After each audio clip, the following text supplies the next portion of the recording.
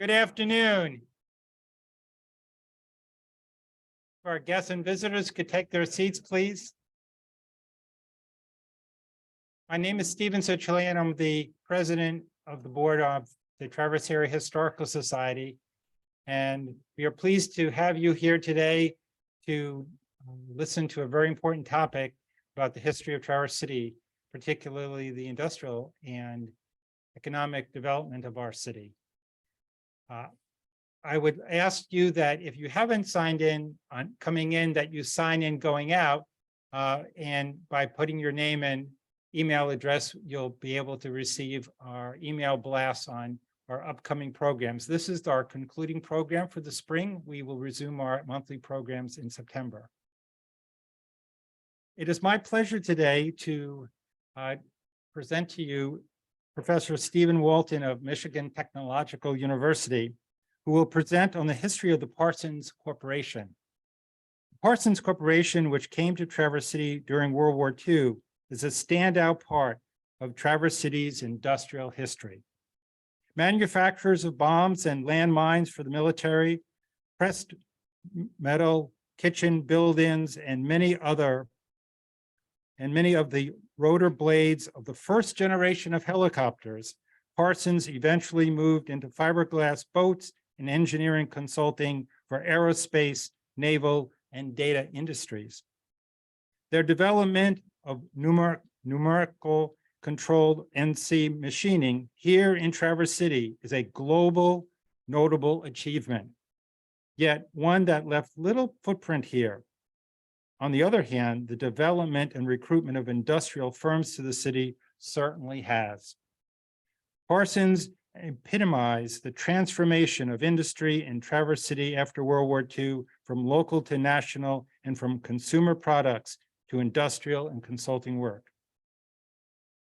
And so in introducing our speaker today, I want to point out that this is going to be a discussion because I know many of you bring history of the Parsons Corporation and of John Parsons and Frank Stulin. And so our speaker will be looking for not only to present on his topic, but also to bring about audience participation. Our presenter today is Professor Stephen Walton of Michigan Technological University, and he will present on this important topic. Steve, please join me in congratulating and welcoming him.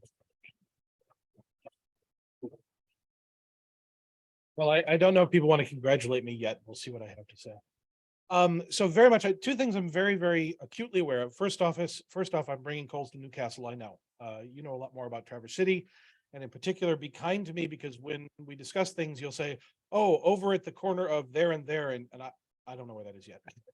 I have some sense too. And the other thing is that for Parsons specifically, the archives are all down in Virginia now, as I'll talk about in a minute, and I've barely just scratched the surface on those. So there's so much more to know. I hope I can give a good overview, not contradict things that you already know, possibly expand some things that we generally know. And really what I want to try to do with this whole project is situate this city's, we'll call it mid to late 20th century development, in terms of industry into a larger picture of how characteristic or unique was Traverse City in that period. There are a number of questions that I've started to, well, see. I think I can see a question that might make this a very, very interesting place that's a bit of a leader nationally in things other than, for example, numerical control. So that's why I start with that pamphlet on the inside, or the inside bits of a trifold brochure, which was put out by Traverse City's Chamber of Commerce, now Traverse Connect, in the either late 50s or early 60s. It's undated. But there's this really interesting phenomenon that happens in the late 20th century. It supposedly starts immediately after World War II in 1949, actually, in, I think it was Maine, of the idea of an industrial development corporation, where a municipal entity, whether it's a city or a county or sometimes regional things, would create a development corporation to bring industry to its area. That happened here in 1950. You all created the Traverse, I was in Traverse Area Industrial Fund. Yep. And I thought, oh, good, you're cutting edge things. When I started digging into the various archives, it turns out that Traverse City was already actively trying to recruit businesses as early as 1933. And so there's an interesting story that just looking in the general histories of industrial development in America, obviously the Depression is happening in the 1930s, and there's a pre-story to the post-war industrial development fund model, development corporation model, that I think will help explain Traverse City and then also the post-war boom. So the project is centered on the Parsons Corporation. Thank you for Traverse Area Historical Society posting this a month or two ago. Aerial view early on, about 1951 or so, when that was just being built out. It's now over by the airport. Jay Meldrum, who's in the audience there somewhere, came up. He's our Michigan Tech liaison down here. He came to our department about a year and a half ago and said, wouldn't it be great if we could write this history of the rise of industry, high-tech industry in Traverse City? And I have to admit, I'd never heard of the Parsons Corporation. I'm a historian of technology. I tend to focus on military things, but I don't tend to do 20th century things. So their name didn't ring a bell. But also, as you know, they made rotor blades and they made bombs. They weren't the big names like Boeing and Vertol or Piasecki, the big helicopter corporations. They were a supplier in this system that fed the military industrial machine, and a very important one. But that itself is an interesting story, right? We know about the big corporations, but then they have to reach out to dozens, if not hundreds of other corporations that supply the parts. And so that's another story about this whole project that's becoming clear to me. Traverse City, and again, don't throw tomatoes if I say something a little strong. Traverse City has never had a primary industrial company that became a national brand. That's fair to say, but it's had lots of important parts in the whole system. Right? Point is, we don't have a GM or a Ford here, but we do have things like Parsons and Cone Drive and parts manufacturing. Talk about a generic title that doesn't give away anything. Parts Manufacturing Corporation. But Parsons is the core. So what ultimately am I trying to do? This was kind of Jay's mandate when he came up to see us in the Department of Social Sciences, that Traverse City is not just beaches and cherries, which certainly is, but it is more than that. And so what can we do with that? And he introduced me to Parsons Corporation. Well, that alone, Parsons, if I were frankly in Virginia where the archives are, this could be a life's work. It could be the work of, well, maybe a good handful, maybe a dozen graduate students over time, because there's all sorts of different sub-stories in this massive collection. That said, I'm not at Virginia Tech, I'm at Michigan Tech.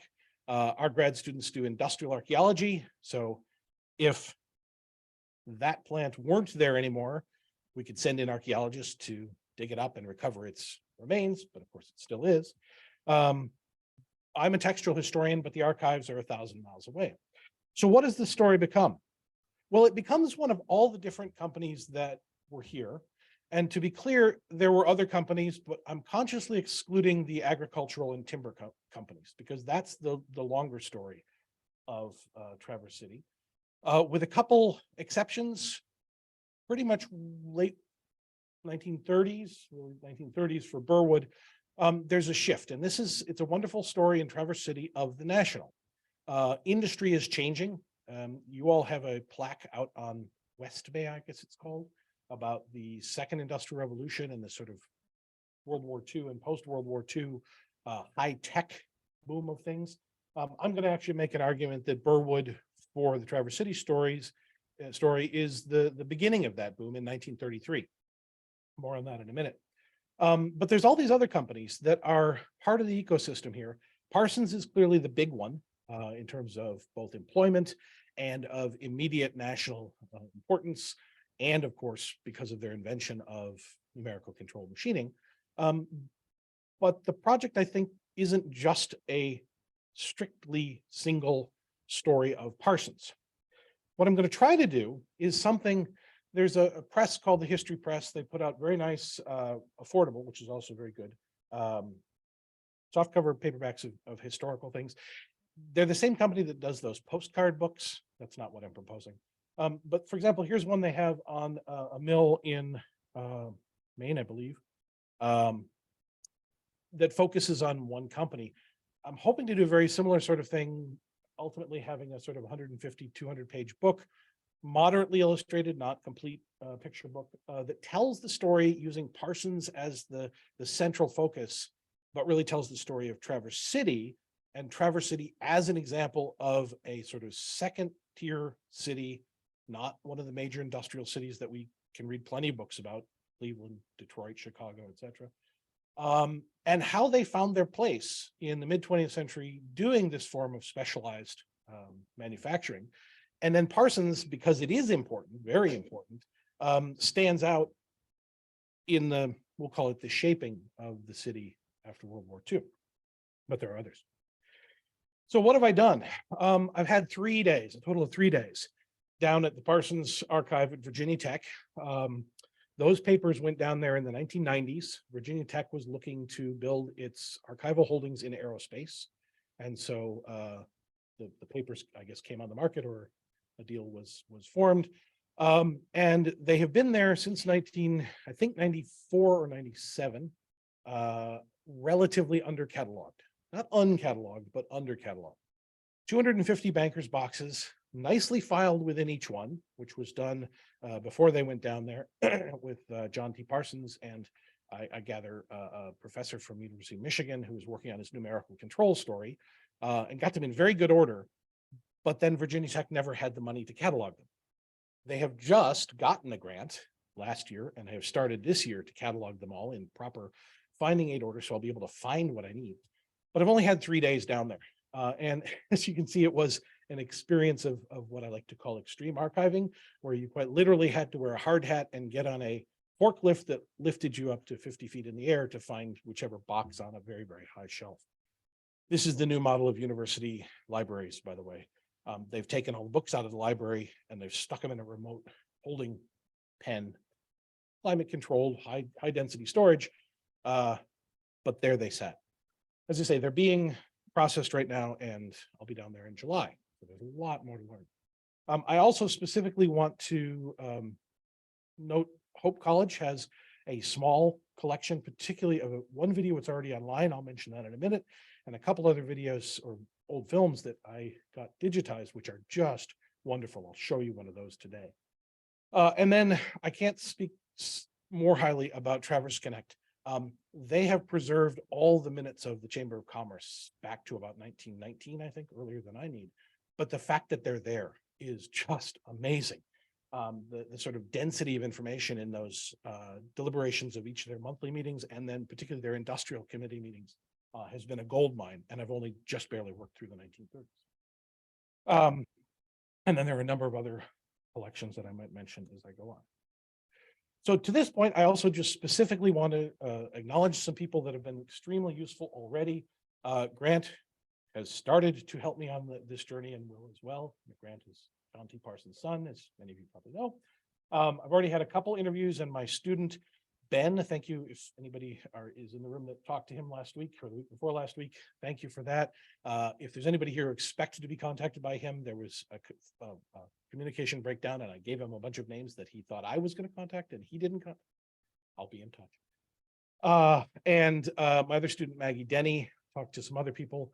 At the bottom there, I also had a computer science student who showed me, he didn't actually get very far, because he showed me how hard it is to do research on the history of computing in the late 1940s. You can't talk about a program because programs didn't exist yet. And so we couldn't figure out how to get into the story of how this numerically controlled system worked. More on that later. Anyway, many other people to thank here. And I need to specifically call out some financial backers who've helped support this. And the blunt truth of it is, because the archives are so far away, it just would be wonderful if they were in my own library, but they're not. So thank you very much to SMI Aero, Atlas Space Systems, and 2 other donors. So here's what I'm going to do, rather the whole project. This is the plan. Right now, I'm calling it Bombs, Blades, and Boats, the Making of Traverse City Industry.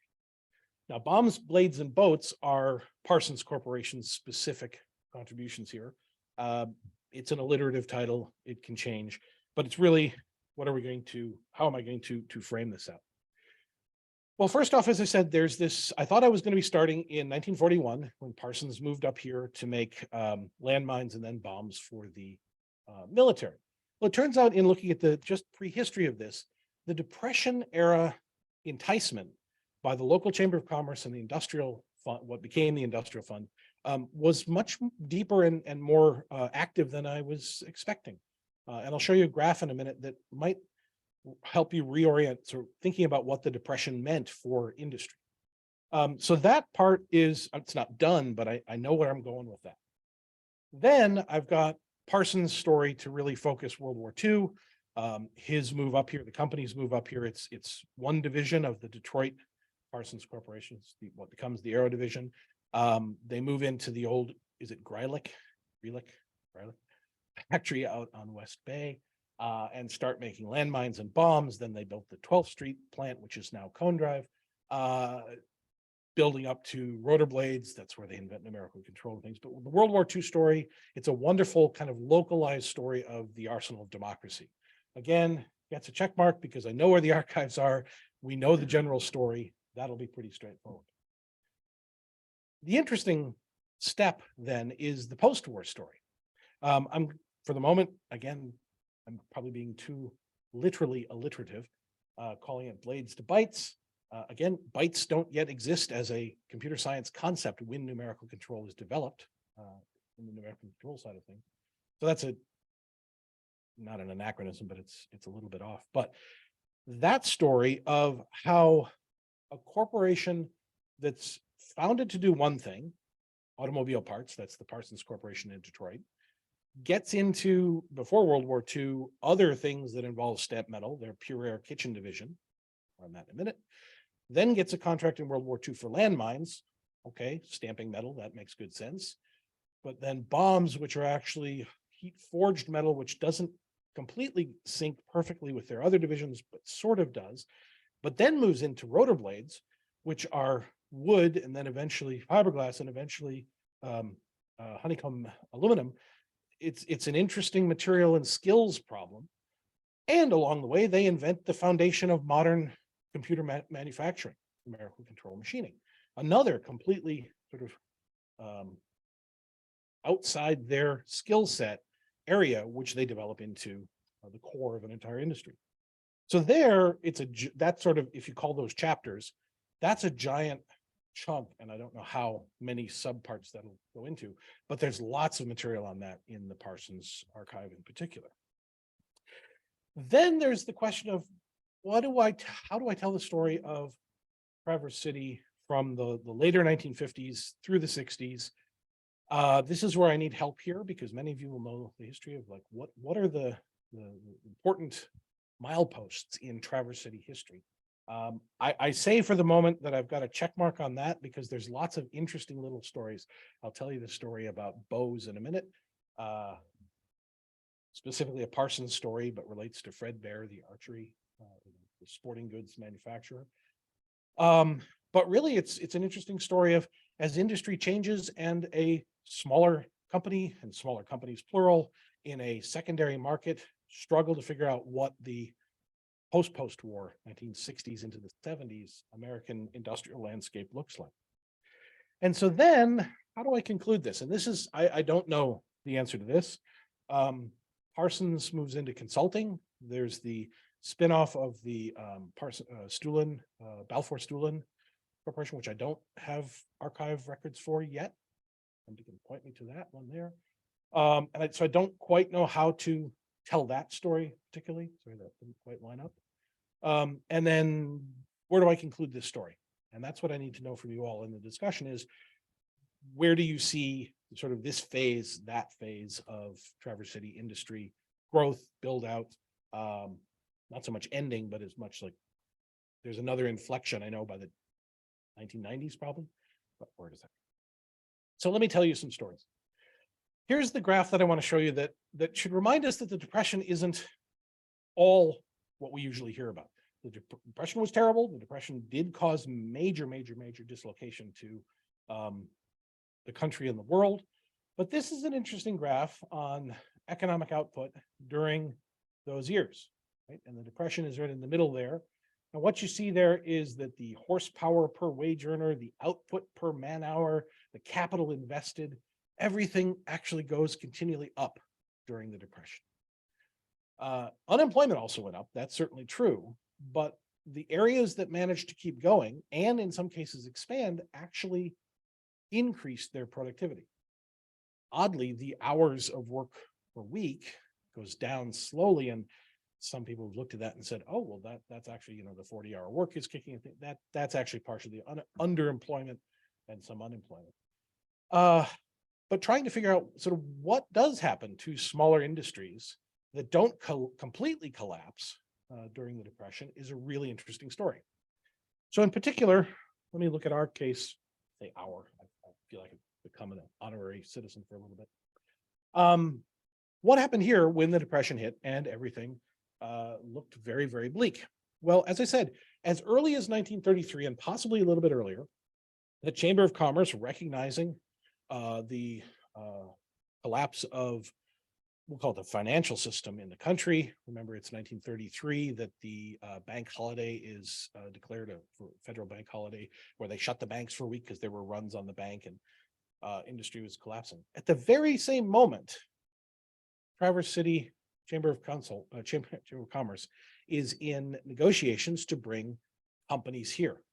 They're actively seeking companies in other parts of the state. And then by the late 1930s, 38, 39, upper Midwest, like, for example, True Fit Trousers, which apparently was down on Woodman somewhere, they managed to entice these companies to move here. More on one you know in a minute, but True Fit Trousers was in Chicago. For reasons I don't understand, True Fit Trousers was trying to leave Chicago. They managed to bring them here. And through a series of both tax and direct financial investment, the city got True Fit to move here. They put them into an old disused woodenware factory, Johnson Randall, I believe it was called. Yeah. As far as I can tell, the city took receivership of those buildings, including the Gralic factories, and was just looking for tenants. That happens earlier than most of the standard stories talk about industrial development and industrial enticement. So let me give you the story quickly of Fernwood. And here I've started to write some of this stuff up. This gives you more specific details here.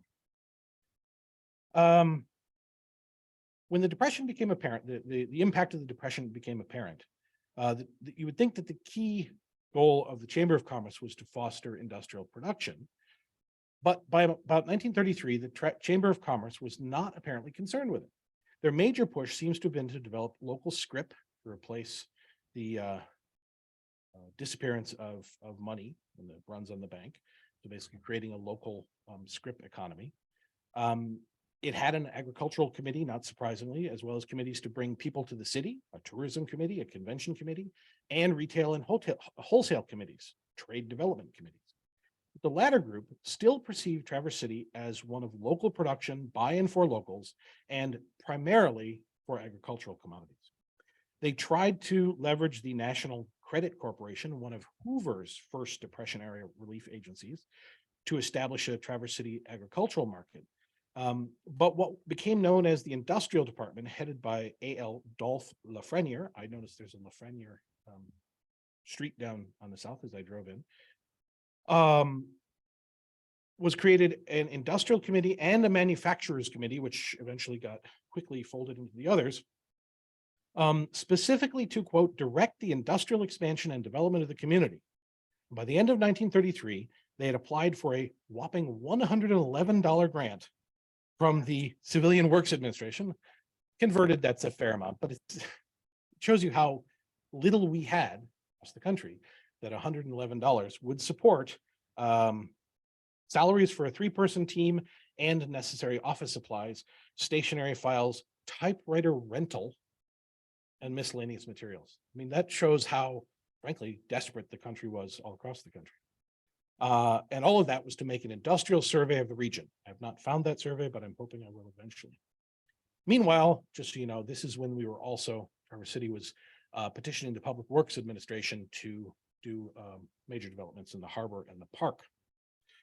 But one of their first successes of the committee was Burwood Product Company of, at that point, Port Huron. As you'll know, Burwood made molded wood-based products. Why do I use this as an example of this shift to the mid-20th century modern story? Well, remember what Mr. McGuire said to Ben, right? This is our first example of plastics, effectively. Wood sawdust in a plastic resin, molded in these anywhere from classical to kitschy shapes, became a mainstay of mid-20th century art and furniture designs. So, originally located in Port Huron, in 1932, Burwood had been contemplating a move to Ypsilanti after they had been bought out by Weatherproof Body Corporation of Owasso.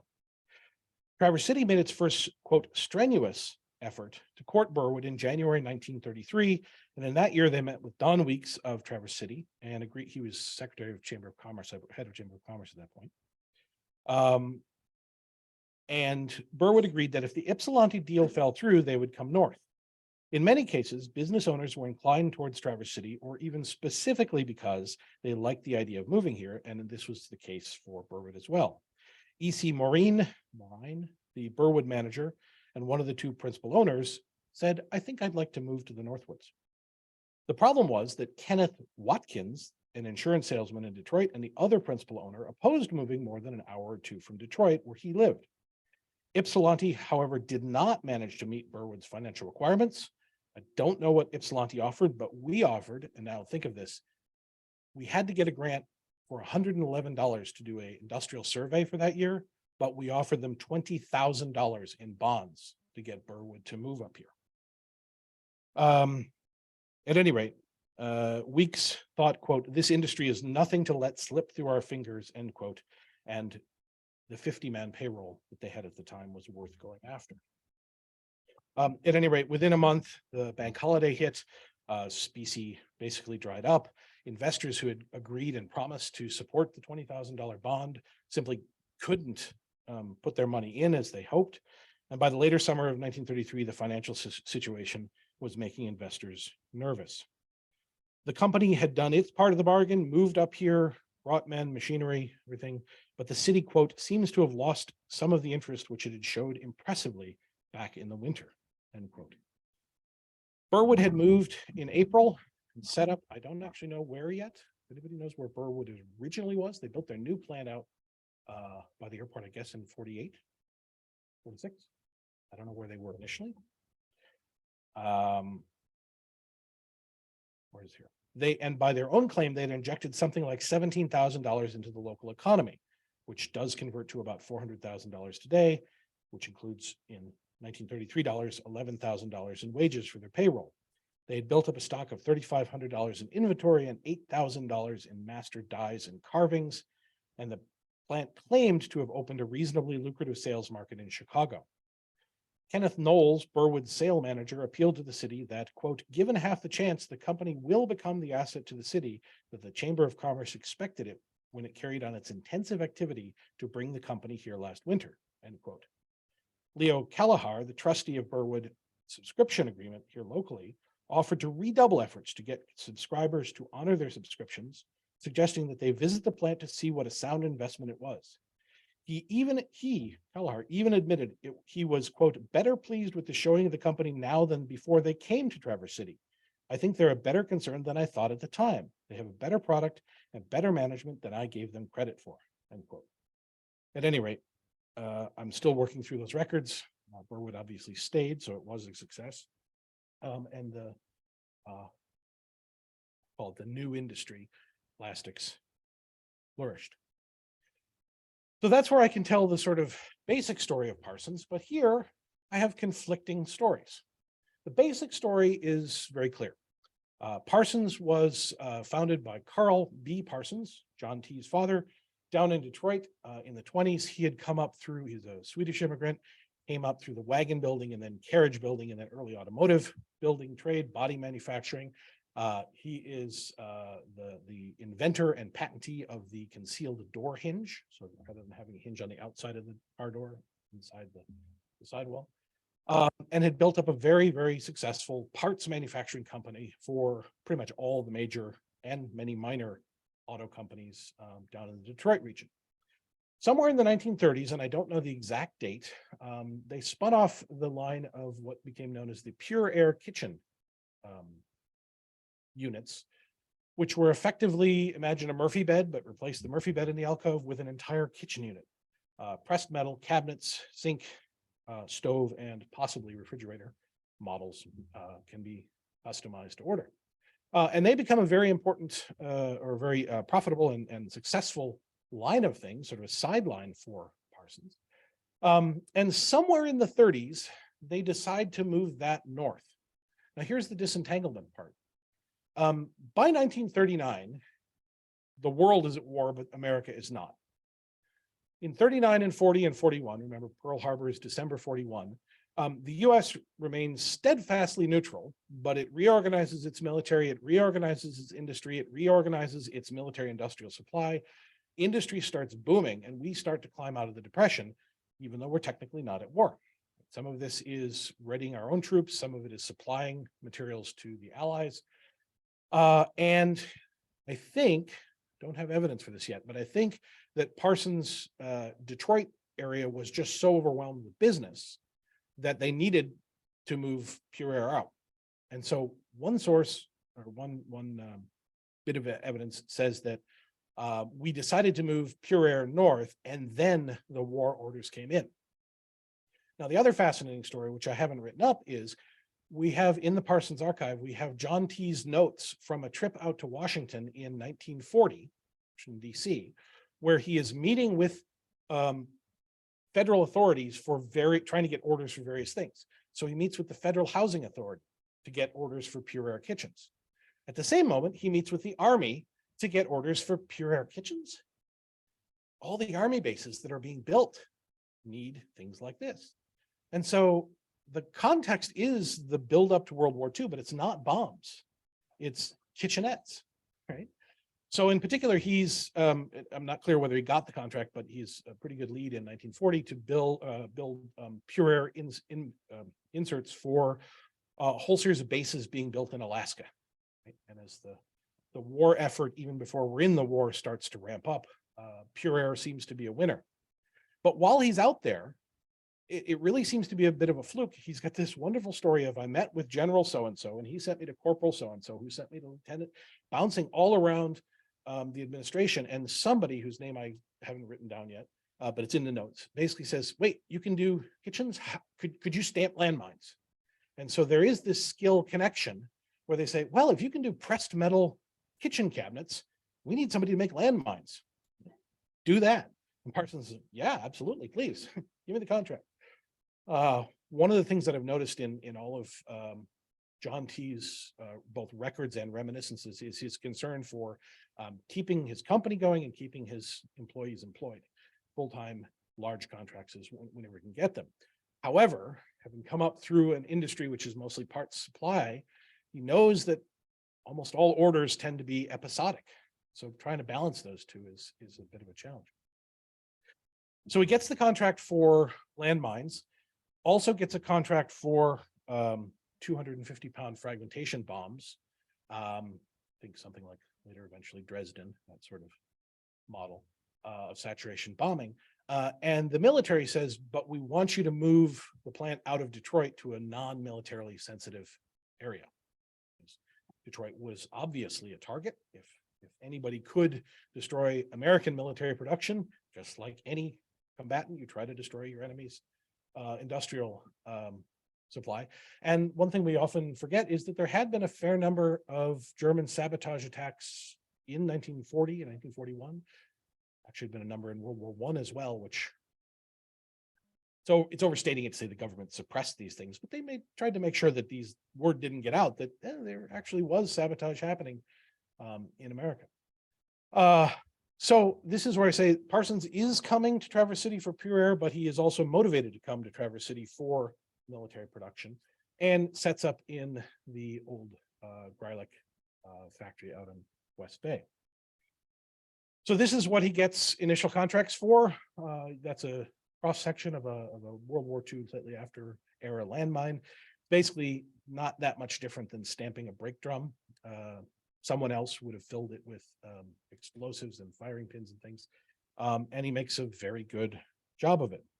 He then, as I said, somewhat out of the blue was the Army ordnance realized, oh, if you can do landmines, you can also do fragmentation bombs. And I think this left-hand side one is from a report of Parsons' process, where you start with a tube, you forge down the nose, forge. So it's a big forging and swaging operation, which, and again, I'll repeat, I'm interested in the skills that were happening in the factory. Like, how did we get people who knew how to do something like this? Well, from kitchen built-ins to forging things, not too big a shift.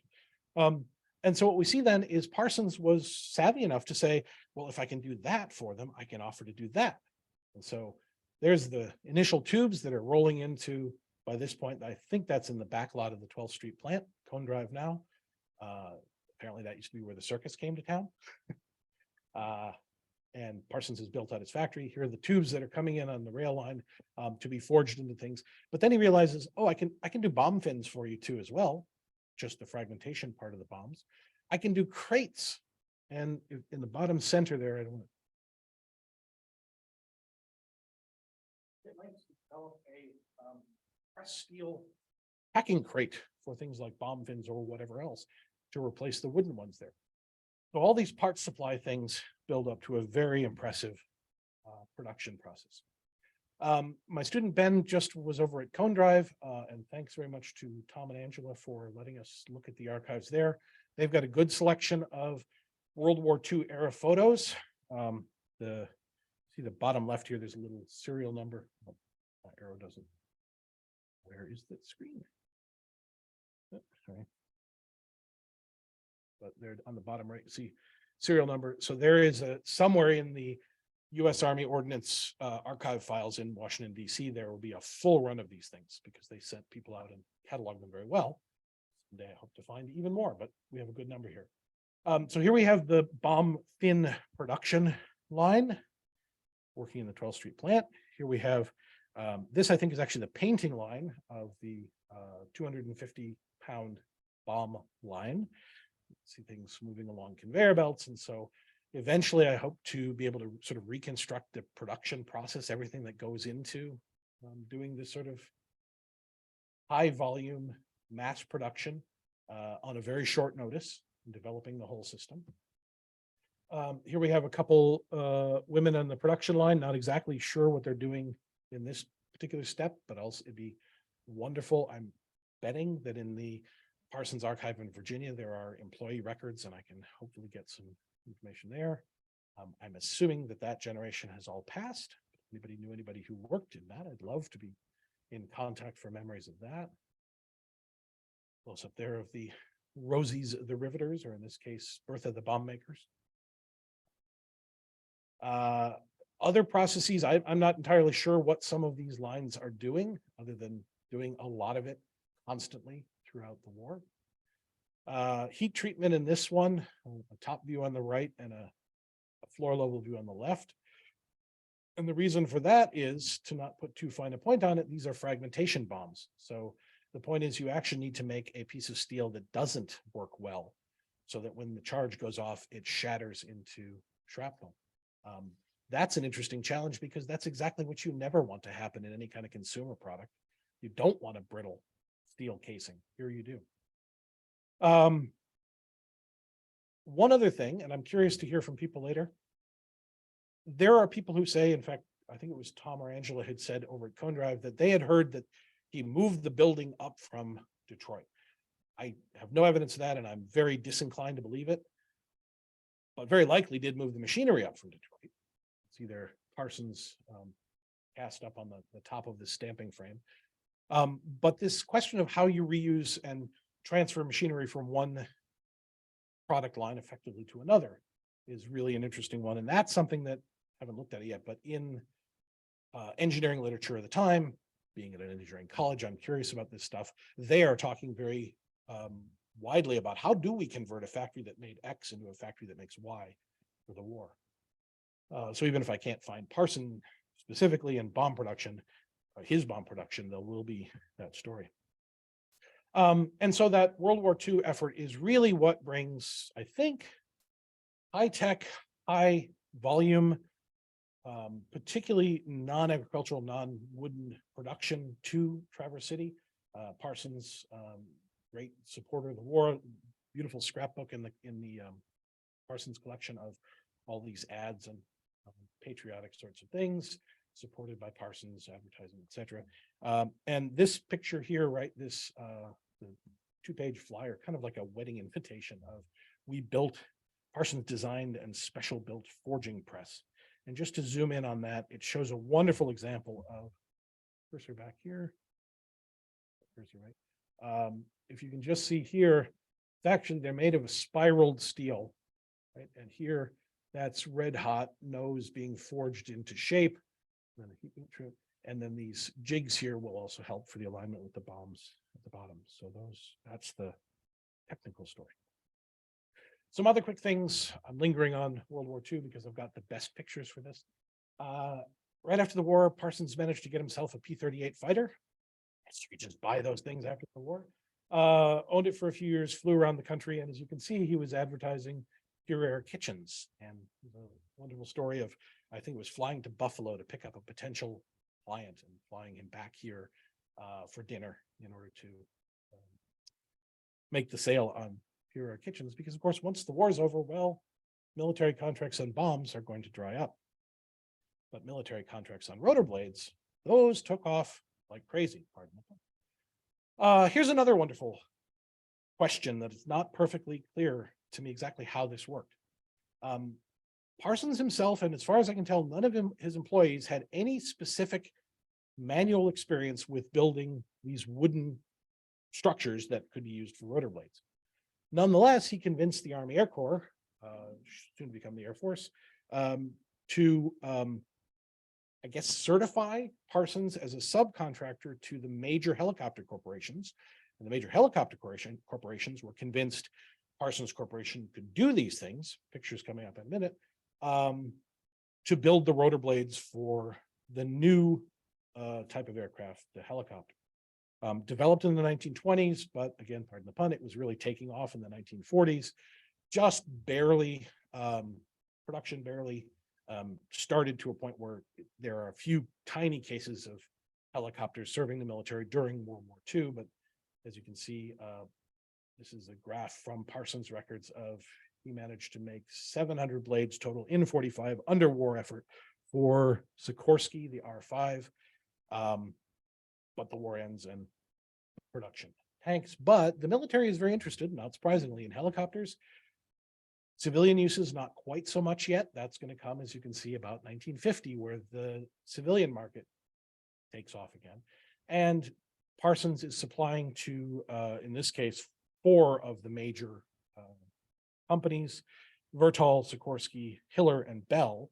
You'll notice that Hiller, which is sort of bright red there, pops on the scene. And if you know helicopters, that's a company that didn't last very long. So there's another characteristic of the Parsons story, and perhaps also for larger industrial story in this period, is because Parsons wasn't the major manufacturer like GM or Ford, they are at the whims or the way the winds are changing in industry this way and that. So Bell and Vertol, and there was another company, Piasecki, which they did do some work for, but doesn't show up in this data set, are all jockeying for position.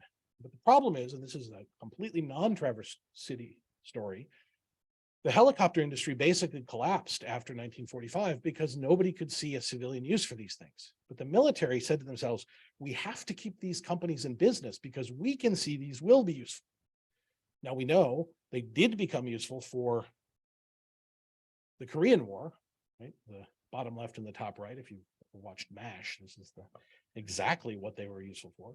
But in this low period in the late 40s, there was a desire by the military to keep it happening. And so they were trying to support the helicopter companies by, frankly, throwing them contracts for things they didn't need, the military, both the Army and Navy, in order to get them to build up their capacity so that when, as it turns out, the war did erupt, and then the civilian market took off. The demands were there. And so you can see Parsons' fortunes followed in the wake of that. As soon as the helicopter industry both gelled and expanded rapidly after 1950, Parsons' fortunes happened or followed right on with it. So that's where, and here we have a couple clips from a wonderful promotional video, which I can show at the end if anybody's interested, but these are just the clips from it. 1956, Parsons had the strongest link promotional video made, and it's got just both wonderful voiceovers about how important the company is for this city, how important working for defense is for the country. This is the middle of the Cold War, after all. And it runs through very briefly in the picture those 1950s, very authoritative voiceover style films, showing many of the production processes that have been unable to excavate otherwise. So it's links with the timber industry.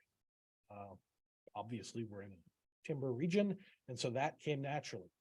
On the other hand, the sort of design and fabrication, which is all completely hand done, even though, by the way, to jump ahead a moment, this is already, what, 8 years after numerical control has been invented. I just want to emphasize, this is all still a handmade process, really from beginning to end. To fitting things one at a time. This is the trailing edge of a helicopter blade. If you've ever seen or made a balsa model, it's basically the same thing, but made out of birch. Much stronger, possibly with a steel spar in the middle, but all fine handmade stuff. Some of it was then shaped by machine. And if you can see here, for those who know woodworking, this is a router jig. There's a router cutting the blade in the middle here, but it's got a little ball here that's following the template here. So it's a duplicating machine in order to do it, and then hand finishing after that. And you can see that these things are remarkably complex structures that have to withstand also remarkable loads. In the video, there's examples of testing and fatigue and things, because helicopter rotor blades themselves are big but weirdly precise objects. And a wonderful glimpse of, can anyone tell me, does that facade still exist over at Aero?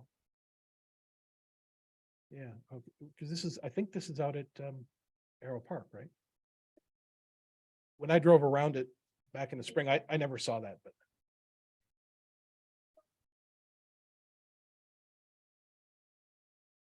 that is where Parsons was. Anyway, lovely example of 1950s sort of modernism, sandstone. Anyway, I can show that in a little bit if we want. Okay, so the other context then, and I realize I don't want to take too much time overall on this. Parsons is fundamentally important for having invented numerical control machining. In 1948, he realizes that he needs a new process. I should say they, because it was clearly a team effort, he and Frank Stulin realized they needed a new or better process for not making the rotor blades, but calculating the shapes of the gauges, which are then used to test all the handmade blades to make sure that they're right. And the challenge was, slide coming up later, helicopter rotor blades have to both taper and twist slightly in a very uniform manner over about anywhere from 15 to 25 feet. It has to be done very precisely. And those calculations are nasty, even today, apparently. One other place I need to get is the Helicopter Flight Museum in Philadelphia, which has all the records of Sikorsky, which should have the explanation of how these things are done. But anyway, Parsons comes up with the idea, Parsons Stulin come up with the idea of numerical control in order to calculate the changing shapes of these roughly 30 gauges along the length of a helicopter rotor. News of this gets out. It's not a secret. And all sorts of industries start corresponding with him saying, I see you've just come up with an idea. This looks really interesting. And so I just, to focus on one story, because there's a nice little cache of letters in the Parsons files, the Union Twist Drill Company of Athol, Massachusetts, also the home of Starrett Manufacturing, if you know that, so precision gauging instruments. Both the general manager and one of their engineers write to Parsons and say, so we see you've just invented this, or you proposed this new thing. We're trying to figure out whether this will work for us, or this is just far too complex. And the twist drill people explain how they do templates. Parsons writes back and says, well, yep, that's how we would do it, but here's how we do it. And they go back and forth in about a series of about 6 or 8 letters, trying to figure out whether this new invention, numerical controlled machining, can be useful for other people. And I think it's a wonderful example of, we know that this created a whole new industry of computer manufacturing. But at the moment in 1948, it seemed like it could have just been a very highly technical but specialized solution to a very unique problem.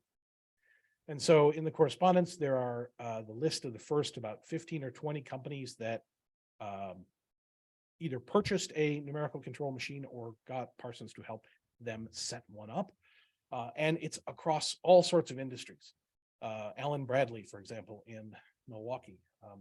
I'll probably get to their archives because that's where my mother lives. So again, these things are distributed, but I'm trying to figure out, how did people perceive this, what we now recognize as groundbreaking invention, at that moment that it came out? The other side of that relates to another local difficulty or problem.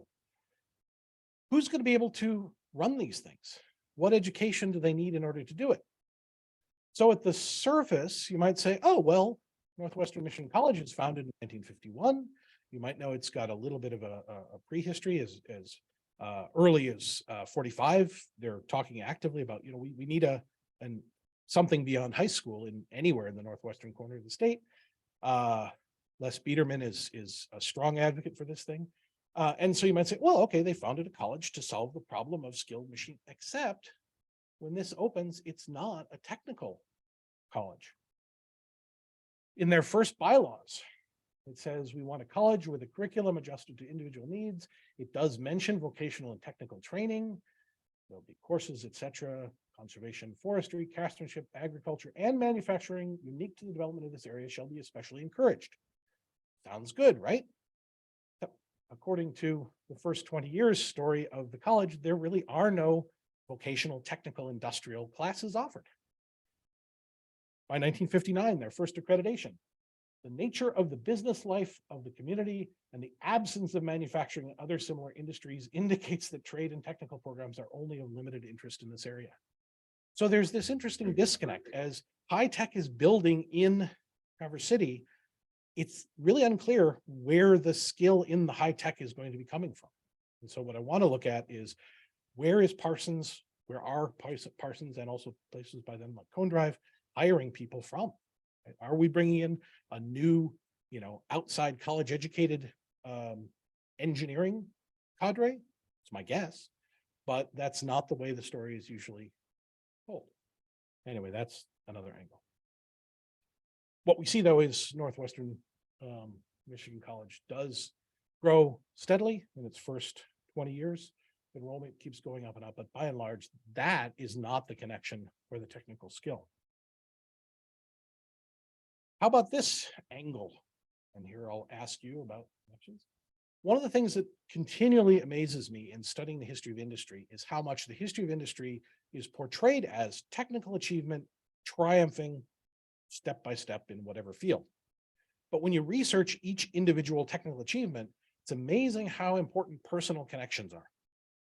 So let me ask the audience, what's the local lore on why Cone Drive came here in 1950? They were a branch of a Detroit corporation, the Michigan Machine something tool. And they opened here, they bought the 12th Street plant from Parsons when Parsons built its new space. Is there any local lore on why they came here? What is the sort of the point of being here? By 1950, the cone style drive, there's another naming thing that confused me initially. You may know that it's actually Mr. Cone who invented the double enveloping gear, worm gear at the top there. It's not cone shaped. I was confused. They're building lots of stuff for the military because in World War II, they discovered that these high precision, low backlash gears were really important in tanks, anti-aircraft, artillery, battleship mounts, even civilian things like the turning plate on a large excavating crane. And Cone Drive had built up a huge business with the military for all sorts of military things. This is a World War II thing, which is in the Cone Drive collection here, the postgraduate course for gears. You might say, oh, well, okay, Parsons is working for the military with, by this time, helicopter contracts, and he had been doing the ordnance things, and the Cone Drive is doing all sorts of things with the military and the ordnance in this way. There's the obvious connection. Nope, turns out, according to a letter that John T. wrote to the president of Cone Drive in 2003, that he sold to Cone Drive because it was a friend of the family. There was another Swede in the sort of larger Detroit manufacturing area that his father had known and been friends with. And he said, I sold it to the Cone Drive, even though we had a better offer on the plant. So these personal connections really upset the logic of how these things develop. Then, and I don't have a good slide for this, but just to mention it out loud, Cone Drive did very soon become a big user of numerical control machine tools. But it's unclear to me, I haven't yet found out, whether that was why they came here and had any connection with Parsons. Or once they got here, did they learn about it and say, oh, we could use that. So the sort of order of discovery and contingent nature is interesting. Okay, some more superficial things very quickly. I mentioned at the beginning, 1950, Traverse City sets up its Industrial Development Fund. I think that you are on the leading edge of that post-war. The behavior had existed before then, but from 1949 onward, cities all across the country started trying to recruit businesses to come here. And what I'm interested in is how successful they were. Eventually, I'm hoping to find some more industrial censuses. There is every 5 years, there's an industrial census by county, and US federal census does this, so should be able to get that. But this is a brochure of theirs from the mid 50s. And what you'll notice is they highlight the companies that are here. Northern Reduction Company employs 6 people. Traverse Manufacturing, 35. Paper Color, 60 people. And Parsons Incorporated, 632 people. So again, it's not a history of just Parsons, but it's clear that Parsons in the industrial sector here is most important. However, problems ensue. These are numbers from Parsons' files himself. Here he's actually trying to argue how important Parsons was to the economy of Traverse City. But he actually kindly gives us the entire sales numbers from 1951 to 1965. And you'll notice that my previous slide where it showed number of blades made ended about 1956. It was going up and up and up and up and up. In 1957, helicopter market crashed. A number of the helicopter companies were merged. They also brought their blade manufacturer in-house, and Parsons was kind of left out to dry. I shouldn't say left out to dry, but it's like, well, that's the nature of being a parts supplier. And there's a couple letters in the general history files, where he says, not quite, I didn't know what to do at that point, but well, that major sector of my business just evaporated out from under me. You know, they had up years and down years, and continued on pretty well. And so this, oh, and I should say, you'll notice in the same period for the national GDP, the little graph on the left, this is the post-war economic miracle of America. GDP is going up constantly, and in 57, Parsons did not go up constantly. So diversification, that's the answer, right? The boat story, the archery story. You're probably familiar on the surface with the Lake and Sea boat story with Parsons. If I get my dates right, I think it's 1956. Chris Craft was looking to divest itself of a number of its boat lines and manufacturing facilities. Parsons was interested in finding something else to keep his people employed. I'll give you an interesting quote from the interview.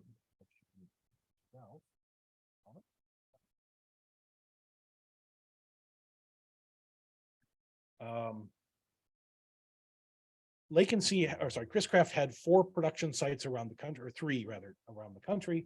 But Parsons was not interested in getting all of them. There's one in Florida, one out east, one out west, I think. but really remaining rooted here. And so decided to bring fiberglass boat manufacture here. What's interesting is he only did this for about 3 years. This, from Parsons' point of view, was not particularly a success. And I'll quote something in a minute. But to give you a comparison, at the same moment, there's a wonderful story, little subfolder in the Parsons archive about a guy who was a doctor, but interested in archery and fiberglass, who came to him and said, I have this idea, new patented technology to manufacture archery bows. Would you like to be the, get in on this and become the manufacturer? Like, I need a place to manufacture this stuff. Turns out this guy was somewhere between over-optimistic and a scam artist. It's not entirely clear. A lawsuit did ensue. He was sued first by another company that he tried to get involved. But Parsons did go down the path to almost to the point of making fiberglass archery equipment.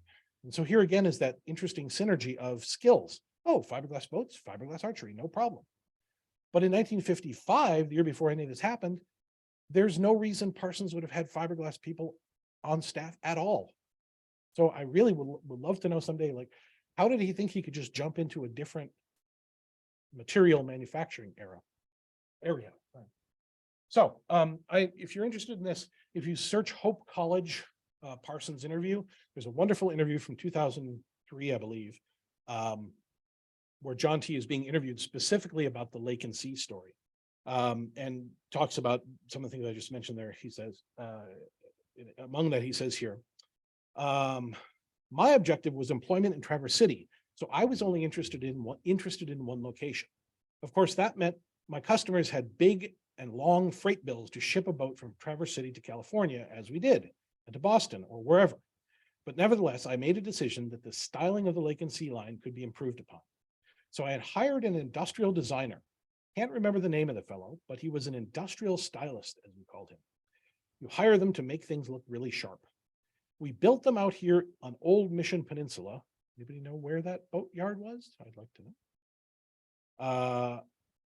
And the only two contributions this is John Parsons speaking, the only two contributions I made were hiring the guy and insisting that he change the view of the boat from the stern. Prior to me coming along, the stern of the boat was always flat across the back. I put in some design into that flat panel, and the design was slightly different between each size. I was very pleased with the work of the industrial stylist.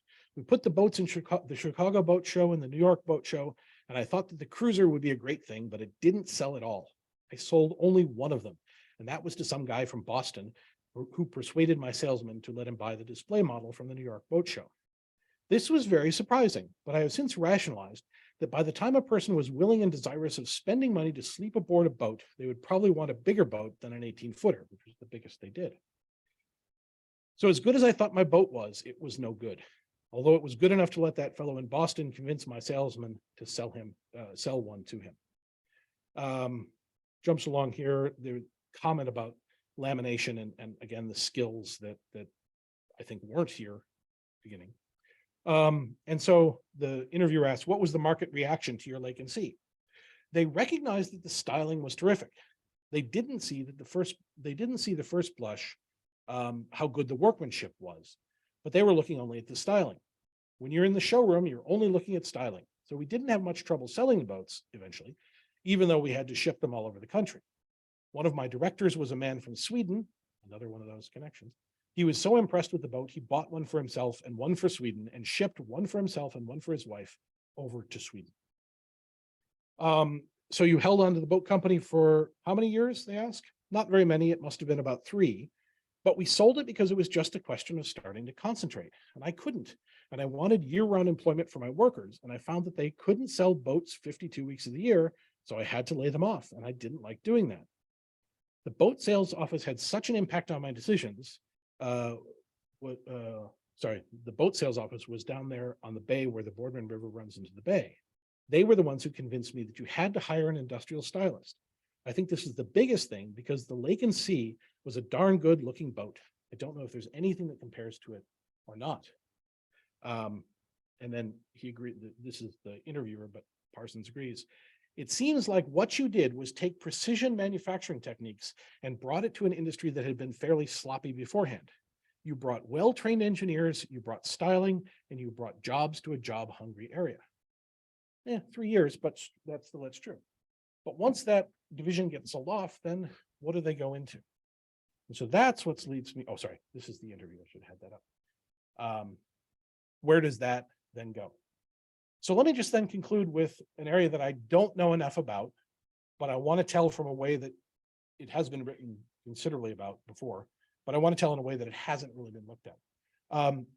There's a wonderful piece in one of the archives called The Tale of the Tape, how you take a punched tape, eventually punched cards, and turn it into a thing that will help you manufacture whatever you're trying to do.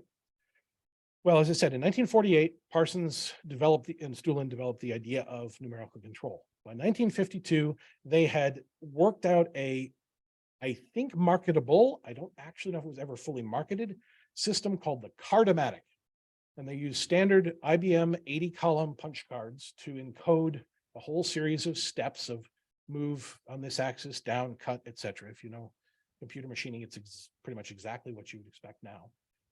And there are artistic renderings of what the unit would have looked like. As I say, I haven't found any actual pictures of that model ever marketed. But at this point, he gets involved in a patent dispute, or it had been ongoing, with MIT. Turns out back in 1948, Parsons got the idea of numerical control, but he didn't have quite the people on board who could make it a reality. So on his Air Force contract, he subcontracted to Massachusetts Institute of Technology, and MIT figured out how to do the subcomponents. That whole story has been written in the technical history of numerical control. But in doing so, they then claimed that they had invented it. And so the patent was eventually issued, but then it was contested for years, almost a decade. But just as that's starting, Parsons is starting to get ready to market an actual product. It eventually evolves into something called Digitron. And as you can see, their example in the Digitron brochure is, in this case, now a wing panel, complex, constantly curving shape that needs to be manufactured and machined very precisely. And by now, 52, I think, they have realized it's not used just to make the templates or the gauges, but it can actually be used to manufacture itself. That was actually suggested to him, I don't know, by the Union Twist drill guy in 1948, but in their correspondence, the Union Twist guy wrote back and he said, you know, we've realized that if you can make the templates using your system, why can't you just manufacture the part itself? And so that transition from how you think about what this is used for in those first couple of years is interesting, and that's really not been talked about in the history of numerical control. Finally comes to fruition in 62. Bendix, that Parsons had sort of probably licensed his ideas to down in Ohio, lost their final appeal and settled in favor of Parsons. But Parsons Corporation itself didn't ultimately market or do that much in numerical control. So on the right there is the Syntrol division of Cincinnati Milling Machine, offers the Arcomatic 1000 series, which unites contouring and positioning control in the same package. These controls can command 2 to 5 axes of motion simultaneously. So although the inventor, Parsons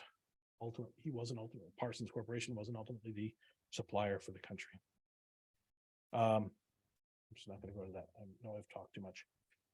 So then my last question is, where do I end this story? In 1969, apparently, Parsons Corporation, or at least the Aero division, was bought by Hitco, who have not researched at all.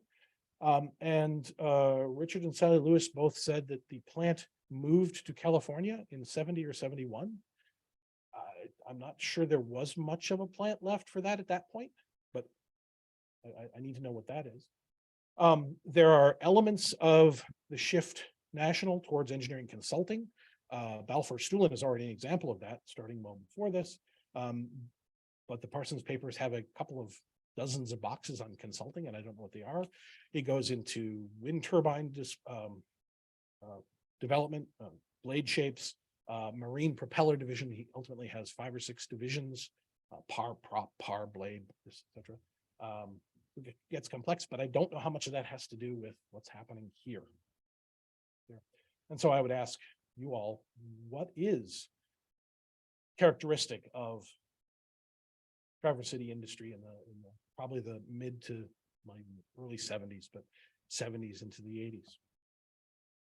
I do have more. I can talk forever because I'm a professor, but I want to hear where what I said was either wrong, or you can fill in some data points for me, or where you'd like me to go with this. Like, what does Traverse City want to know about this? No, thank you very much. Sure. And I'm sorry. Hold on. And sir, I'm sorry. Need the People mic on for the- Zoom and for the recording, you have to talk into a microphone. Oh, sorry. You were relating the industries in Detroit and the rationale for some of those industries moving like Cone Drive to this area. Did you look into the cost of living in the Detroit area compared to this area and the salaries paid in that area and the cheaper rural salaries paid here? I have not looked into that. That's a very good point. And this is not to rebut that, but as much as that certainly could be a factor, except you can't just have lower paid rural workers do work that they're not skilled doing yet. So that you still Well, need. if they're trained, there's a possibility because I moved from downstate 30 years ago as an educator. Yep. Moved to this area because we wanted to live here, but the salary cut was $10,000-12,000. Yep. It's because it was a rural setting and they didn't pay what they paid downstate. Yeah, and that may be the case. I have not looked at specific, the salary rates in areas. By the way, that happens with faculty jobs as well. I'm paid a lot less at Michigan Tech, but its cost of living is a lot less up in the UP. So So it might be something looking into to give rationale Yeah. why they moved up here. I know a lot of the sub-stories I've looked at here and others I didn't mention. In many cases, it has to do that the company, wherever they are, is over capacity and they need to expand somewhere. And it may not be a salary problem, but just simply finding space for a large industrial concern. It's hard to do inside Detroit, inside, the core area. Sort of like corporations now moving south. Yeah. Because of tax breaks and lower salaries compared to industrialized north. So that's something I didn't mention here. I'm curious. I haven't seen any evidence one way or the other about what, for example, union participation was in this area throughout this whole period. I do know that Parsons in the sort of its peak period was unionized. Don't know which union they were tied to, but so that could be I don't know if that's a factor, sort of the Parsons story itself, because looking in a local situation, rise and fall of union activity is what it is. I don't know if the 1970s thing had much to contribute. Had a question about Frank Stulin's participation at Parsons. So fundamentally important, but so far I don't have any archives from Stulin or Balfour Stulin itself. My perception is that I'll call it the more science-heavy technical development in the late 40s into the 50s relied very heavily on Stulin. The practical, how do we make this into a production system, relied very heavily on Parsons. That seems to be the division that the two held. As far as I know, and I cannot footnote this yet, they kept a very sort of parallel and even partnership throughout. Parsons maintained the name. I don't fully understand the context under which Stulin broke off to become Balfour Stulin, but for example, I don't know who Balfour is yet. I'd like to know that. But yeah, Stulin was, I believe he came out of Carnegie Institute. Carnegie Mellon. I can help. Okay. I think Balfour died a few years ago, but Frank was the engineer and figured out how to do it. I mean, John T certainly came up with the idea. Yep. But when Hitco bought, then Stulin and Balfour went into business. Oh, so that only started when? Yeah, they're Okay. out just into Greilicville. I know there's something Yeah, else just in out. that building now. Okay. And also Lenny Ligon deserves credit. He's the one that figured out how to do the punch cards. Ah, okay. I know that they also According had to some- Frank, I mean, you know, they were friends. he was working for Or Parsons. Parsons, Okay, yes. because there's some mention of, they were talking to people at IBM to get the calculating machines in, and so they're unclear sort of who. By that time, IBM punch Frank card, had told me that Lenny figured out how to do stack up the punch cards to make it work, that whatever cardomatic. yeah, so that's a good way to put it. That helps me understand something. One thing I would add to that, in your phrasing, that Stulin was the engineer. He was the engineer, post-war engineer, right? Parsons was very much a pre-war engineer. Because right up in the history of engineering, we often say right about 1950, engineering education switched from the shop to the slide rule. And so there's this transition, and it's nice to see both those worlds sort of coexisting in the creation of NC and 48 as well. I worked for the punch card in Kansas City, Missouri. Okay. Doing government taxes for this area. I don't know how I got that, but it was an alpha punch card. And they paid very little, for Kansas City, that was quite extreme. But it was a fun job. Sorry, And so they was did it Alpha, up here too. was Alpha Punch Card the company? Yes. Okay, so they were a private contractor doing taxes Working for for the IRS. government. See, Mhm. yeah.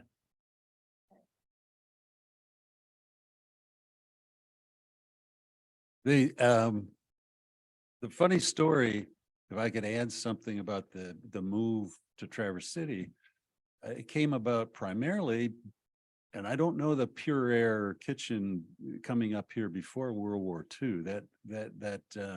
I'm not certain about that, but they were making door hinges and parts in Detroit. And when World War II broke out, the Department of Defense basically almost nationalized manufacturers of stamping plants. And they said, as you correctly, and you're so fluent in this, I'm stumbling around. You really, it's a great speech.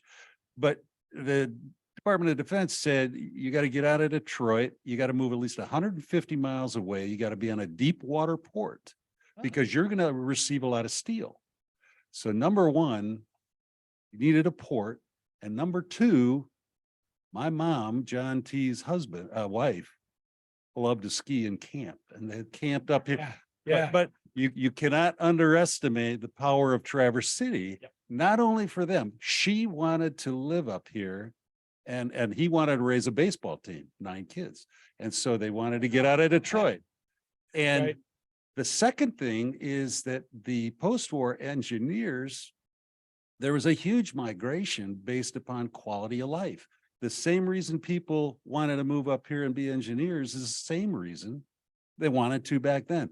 And if you think about the legacy doctors at Munson who fish and hunt, who like the lifestyle, that's why my dad moved up here, because down on, there's still remnants out in West Bay of the Deepwater Port. And then of course our ski areas and everything. And then the other thing, about this area is that it just attracted and held people. So the engineers, when they needed engineers wanted to move up here. And it spun off then a huge number of little machine shops.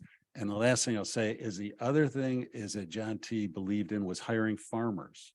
And you cannot overestimate how inventive he thought farmers were.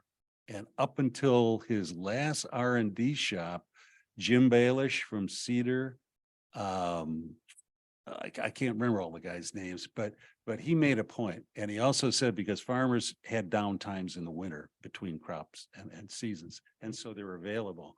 But they really were inventive. He said farmers can fix anything and they can figure out anything. And so anyway, don't forget Traverse City's role. Yeah. In all its Yeah. brilliance, but this area environmentally, quality of life, and a place to live really had a lot to Yeah. do with Oh, and I fully recognize the beaches and cherries. Exactly. Yeah.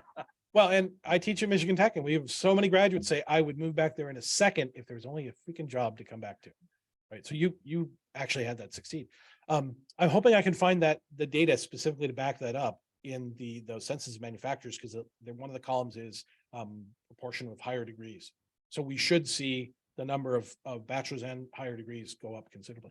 There's a letter that your dad wrote somewhere in the archives about, after the war, we talked about moving production back to Detroit, but Betty wanted to stay. And Frank Stulin was a great athlete. I mean, he was the brilliant math guy. John tried to hire his older brother, who was already in aerospace, because, and Stulin's family Yeah. wound up, Fred knows and maybe better than I do, but they all wound up like at huge research facilities and with cutting edge stuff that is still cutting edge. So that is his brother, because I ran across that other student, I'm like, Yeah. but I didn't know who the relation was. But the guy, the guy my dad started out thinking he wanted to hire said, no, you want Frank. And then Frank came up, but the only correction, if you talk to people about Balfour Stulin, they spun off way before Hitco. Way before hit, and they went into electronic medical records, you know, I mean, data they processing. were a brilliant organization. It did very well. So That's why I didn't say this out loud, but that's why I put that picture up there. This is a little embarrassing when I was just Google image search for, 1970s computerized office. This is sadly from an entire website of women in the 70s in miniskirts, but they're all in front of computing. That was the position in those days for that. Yeah. Yeah. Yeah, that's actually Cleveland, I think.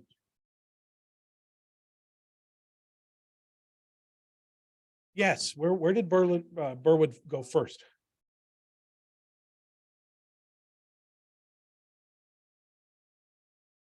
So in the candy, okay, that's where they were. Okay, good to know. Yeah, I know that the Chamber of Commerce minutes constantly are saying, we've got this empty building, who can we get into it? Johnson Randall had a whole bunch of places around. That's the other thing is throughout the 50s, show you the pictures here. Oh yeah, so I was thinking about what are the industrial regions of the city that I'll talk about maybe that way.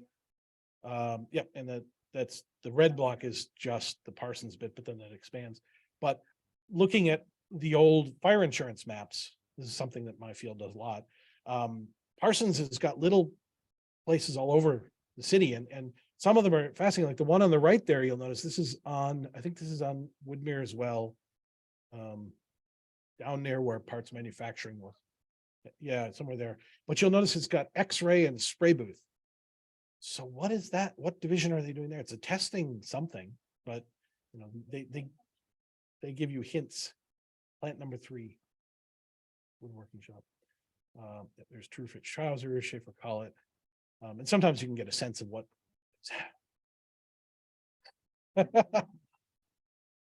what else is there? Oh yeah. Does anybody know about the Monta Mower Company? What was that? Was that lawnmowers? Okay, right. The other one I'm fascinated by is the potato implement company. I just love the name. Right down. Oh, okay, yeah, but in the bend of the Napoleon? Just over that way somewhere. Yeah, they were just.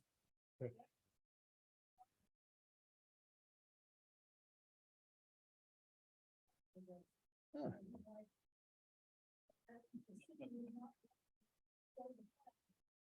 Interesting. I'm hoping is that if it's after 33, I hope I bump across that in the Chamber of Commerce minutes. They're pretty, the Chamber minutes are pretty candid about what's going on and which businesses are having money flow problems and things. Interesting.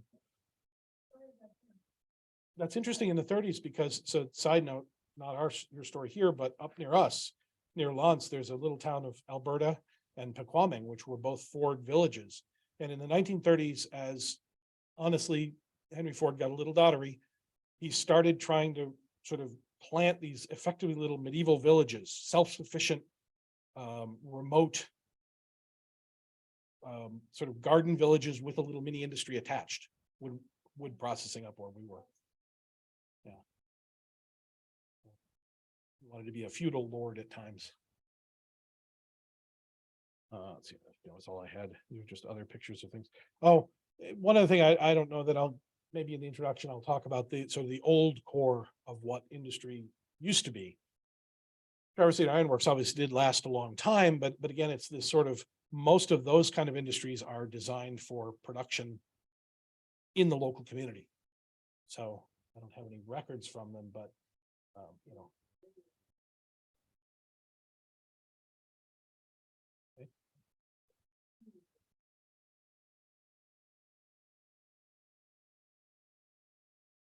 East Jordan, okay. And- But when did that happen?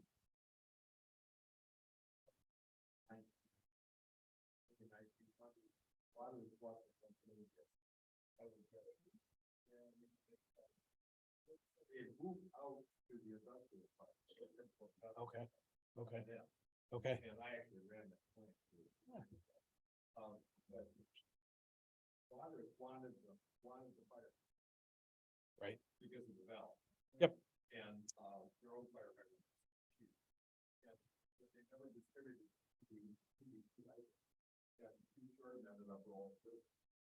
So your comment that, and I'm sort of repeating this to get it on audio, that Traverse City Iron Works did distribute early in the 20th century nationally. That's interesting. Yeah.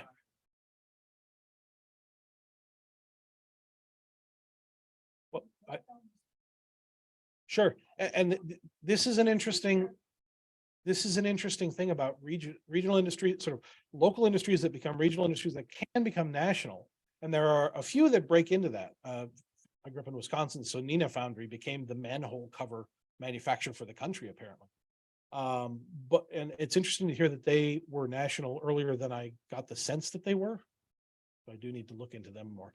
Again, it's that, how do I define sort of modern industry? The Traverse City story from modern industry point of view.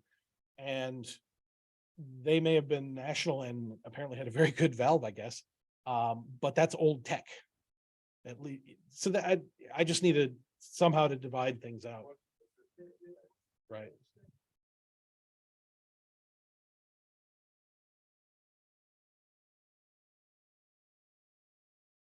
So when did Liano begin?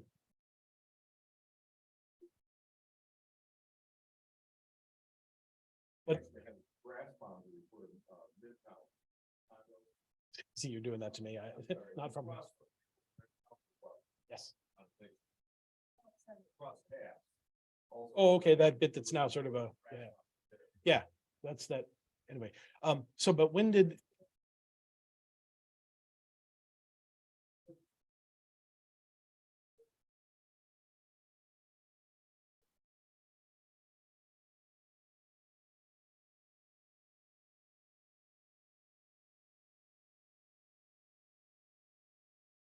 And what decade are we talking?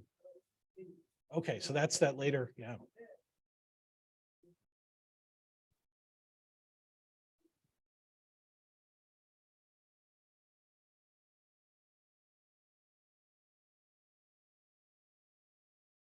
Okay.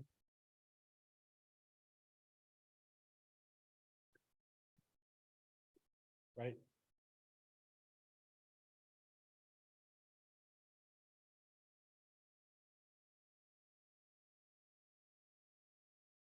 Yeah, so that, I mean, that's a good example of this thing that I don't quite know how to deal with, is there's if you look at books about the history of American industry, they talk about the sort of collapse in the 70s and then rebuilding in some ways from scratch in the 80s. And usually it's the steel industry, the audio industry, the electronics industry, and then, you know, in that period, it's the Japanese takeover.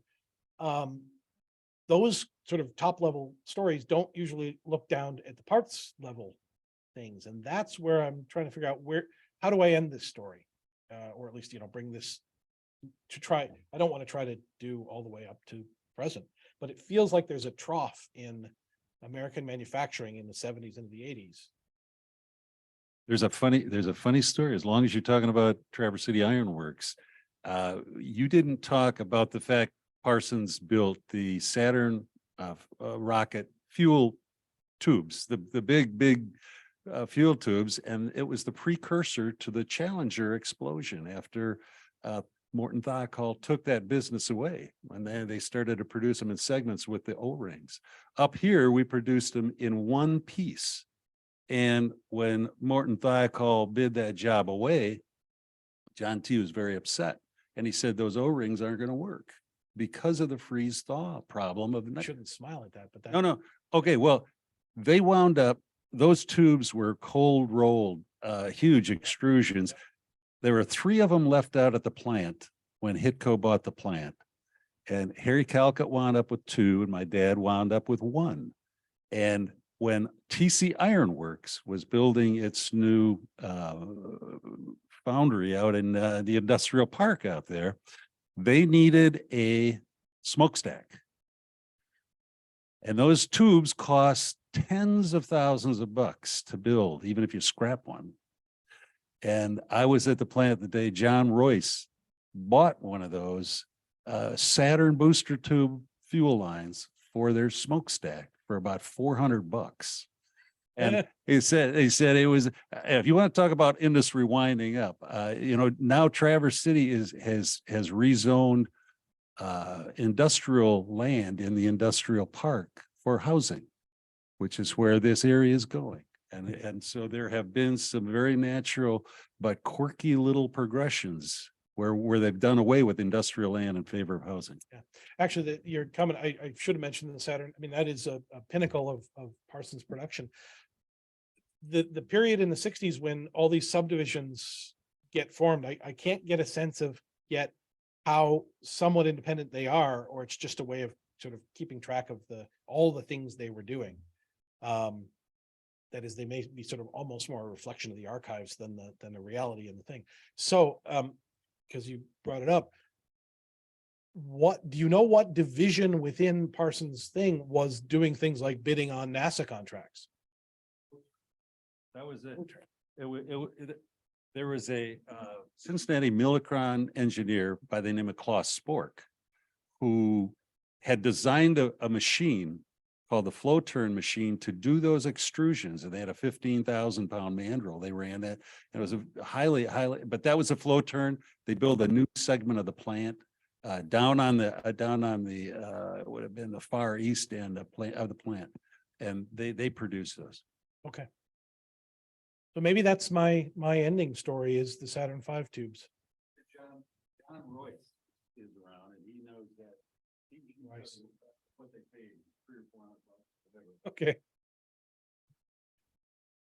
Well, let me just suggest if you'd like to end, I don't want to take everybody's day, but the video here is really quite, take you back to 1956.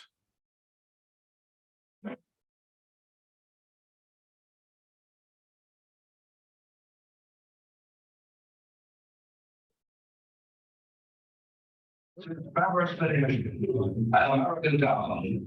The economic health of the town depends on its industries. And America depends on all the industries in all of the American towns.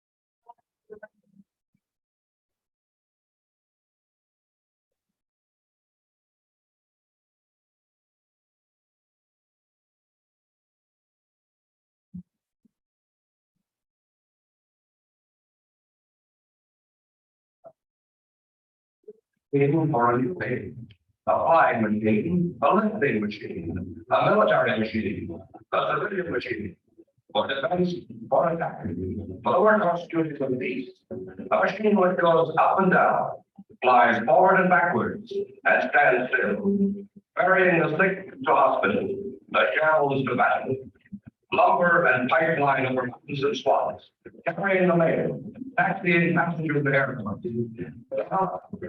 The all-purpose machine which is less than everything from a novelty to become a part of America.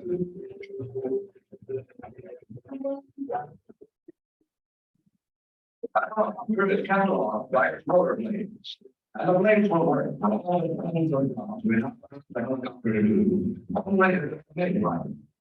The Traverse City Lockers Industry, the Parsons Aircraft Division, whose weekly paychecks end up in Traverse City banks and supermarkets and laundries and telephone offices. Like many industries around the country, it is built not on the product it is now creating, but on a medium of skill.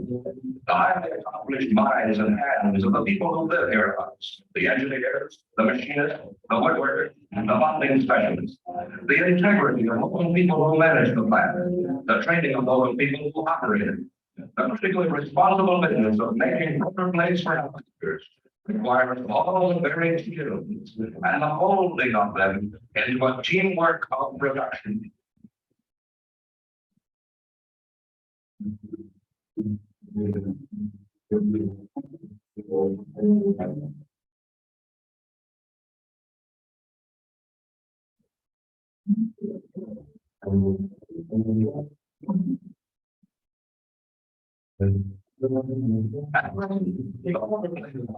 Most often is made of wood and metal.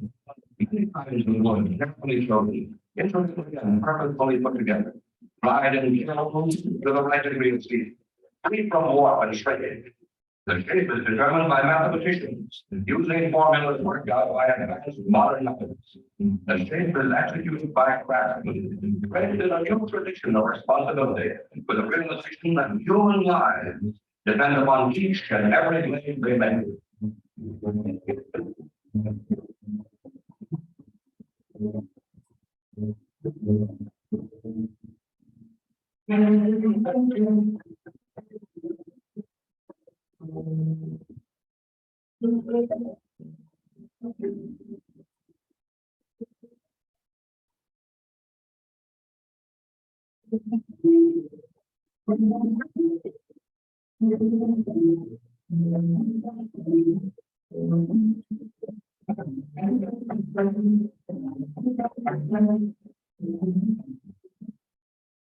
The core of many blades is metal.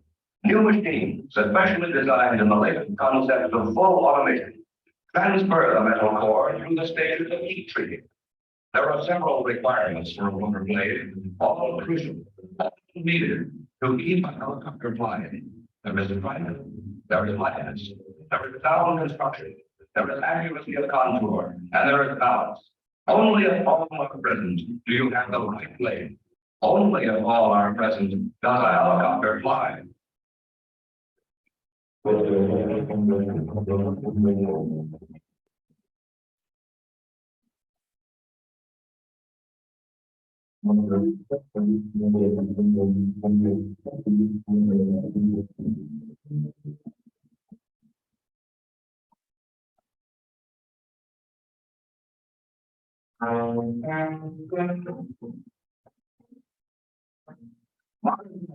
a new science in complex electronic devices to measure thickness and smoothness and conformation.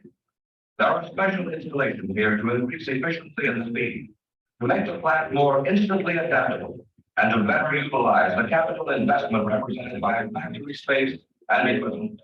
Thus, the same men can do more and different jobs in the same space.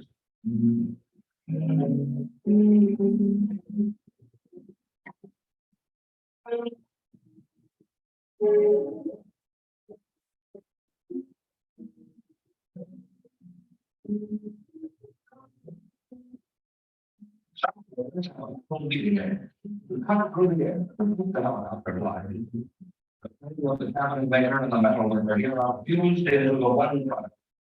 And it is fused which count more than the material, which may in time be fiberglass or metal run from the rare earths, or materials still not imagined, awaiting discovery in different laboratories.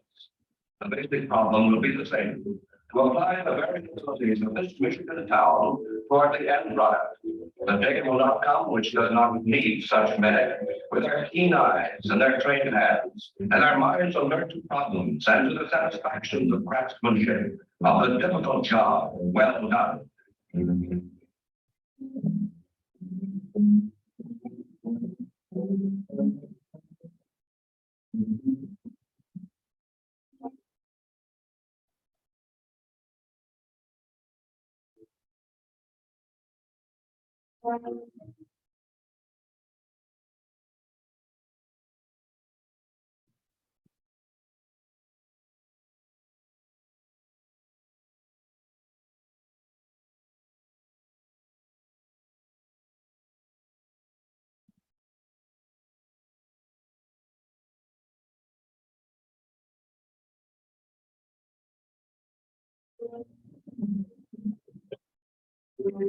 At every stage, there is testing. An electronic tracking device checks the balance of a set of blades while they whirl as they will whirl in the air. This is how they make sure everything is right here and now. Only the certainly perfect must lead here. As the motor starts up and the blades spin faster and faster on the tower, electrons dance across the base of oscilloscopes, telling the inspectors what they must know. A private language meaning yes or no or not just yet. The methods of small business in this time of history, when all business is part of our strength, must in fact be as big as the methods of big business. This IBM machine is never still, punching out the cards, each of which will contain the entire manufacturing history of a blade, how its woods were selected and laid together, and its metal adjusted, and even what kind of paint was used. Somewhere far away, a rubber blade may be damaged. Having the history means not only can it be repaired, it can be exactly duplicated from these cards. Possible related stresses inherent in the damage, but not visible to obvious test, can be read here. And all those who buy here can be certain.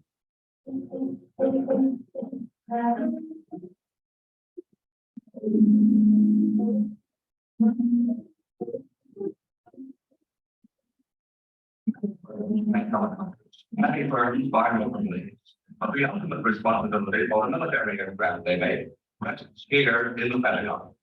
In the Air Force, it is the Deputy Chief of Staff for WWII, under whose guidance American defense machines are produced. Under the so-called weapons system, the Armed Service contracts with a helicopter manufacturer, and he in turn does his own subcontracting with those who make the parts and components he uses. But the final responsibility is here. That rotor must lift a helicopter in which this general has his airmen in the service of our country. The weapons system handles production, but each part, each American company which makes parts is vital to the purposes of the armed services themselves.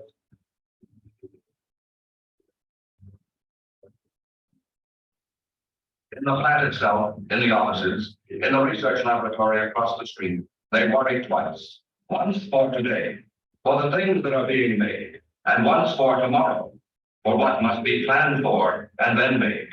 There will be new materials and new designs and new problems. There will be rotor blades with jet engines on the tip of each. There will be completely new products as of these combined skills met under this roof. But always it will be based on the willing minds and hands of local craftsmen, trained for more than a decade in the singular art of making rotor blades for helicopters.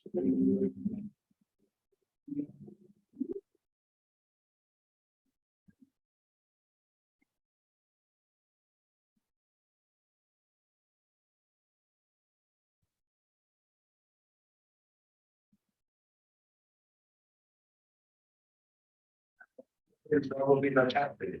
The conditions of actual usage usually duplicated, then exaggerated beyond the possibility of reality. Because above all, you must be sure. Men must be sure of themselves and of the men they work with, and of what they make and why they're making. Consideration for human life demands that nothing leaves the planet until they are sure. And all these facilities are financed and built by private capital, not taxpayers' money. An unusual fact in view of the overwhelming proportion of defense production going on here at Parsons Corporation. The newest machines for the fashioning of materials into rubber blades, steel, wood, plastics, glass, the materials of now and those to come. A subcontractor cannot afford the luxury of surprise.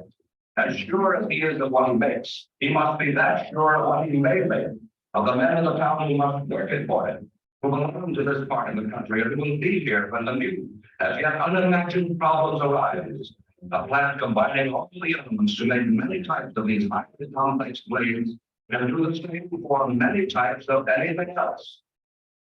Helicopters are new, but they are here to stay. Once American manufacturers did everything themselves. Things were simpler then. Today's highly mechanized world calls for specialists. Often they are subcontractors with their inherent adaptability and their ready pool of available skill. They too are here to stay. They are vital to the way we make it for our comfort and our protection, and vital to the way we live, to our economic system. They are part of a chain that must not break. The strongest link. Anyway.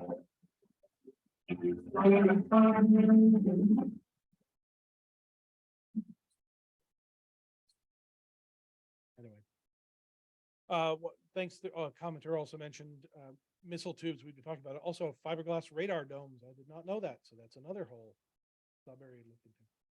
Anyway, I thank you very much. I didn't realize I kept you nearly so long as I had. Thank you for coming. Thanks for those online as well. If anybody has good stories for me, look me up, Steve Walton at Michigan Tech. I'm the only one up there, so.